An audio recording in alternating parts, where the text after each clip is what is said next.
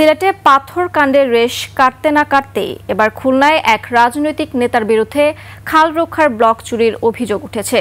সে block নিজের মাছের ঘেরের পার রক্ষায় ব্যবহার করেছেন আমিন আহমেদ। এতে খালের পাশের সড়ক ভেঙে যাওয়ার আশঙ্কা করছে এলাকাবাসী। আশরাফুল ইসলাম নুরের তথ্য ছবিতে বিস্তারিত দেখুন ডেস্ক রিপোর্ট।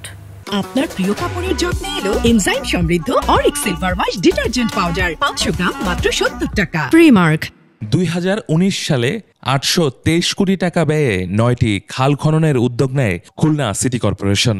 এর আওতায় মতিয়াখালী ক্ষেত্র খাল খনন করে 2 পারে ব্লক স্থাপন করা হয়। এলাকাবাসীর অভিযোগ, আমিন আহমেদ বিপুল পরিমাণ ব্লক তুলে নিয়ে বাটিয়াঘাটায় নদীর পাশে তার মৎস্য ঘেরে বাঁধ দিয়েছেন। এখানে কিছু ব্লক রাখা ছিল, এগুলো হচ্ছে বিএমপি সেক্রেটারি আমিন ভাই ট্রাকে করে নিয়ে গেছে। এখন আমাদের এখানে চলাফেরা করতে খুব সমস্যা হচ্ছে। নিচে হচ্ছে বিএনপির 31 নম্বর ওয়ার্ডের সাধারণ সম্পাদক আমিন আহমেদ ভাই, এই জায়গা সাজানো ছিল সেগুলো নিয়ে।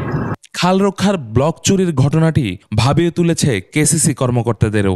কাউন্সিলর হিসেবে তিনি আছেন, তার সাথে কথা বলবো এবং এখানে যে ওয়ার্ডের সচিব আছেন, যেহেতু তিনি এখানে দায়িত্বে থাকেন সবসময়, তার সাথে কথা বলবো এই বিষয়টা ব্যবস্থা নেওয়ার জন্য এবং একটা রিপোর্ট নিব। আর যদি এরকম হয় যে চুরি হয়ে যেয়ে থাকে তাহলে আমরা আইনানুগ ব্যবস্থা নিব, জিডি এবং অন্যান্য বিষয়। আমিন আহমেদের বিরুদ্ধে জমি দখল ও ভূমি মালিকদের হাত পা ভেঙে দেওয়ার অভিযোগও রয়েছে।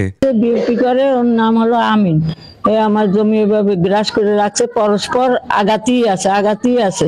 আর আমরা যদি এখানে কোনো বাধা সৃষ্টি করি তখন তারা এসে আমাদেরকে হুমকি দুমকি দেয়, যাইতে দেবে না, কল্লা ফালাই দেবে, হাত পা ভেঙে ফেলাবে। তবে অভিযোগ অস্বীকার করেছেন আমিন আহমেদ।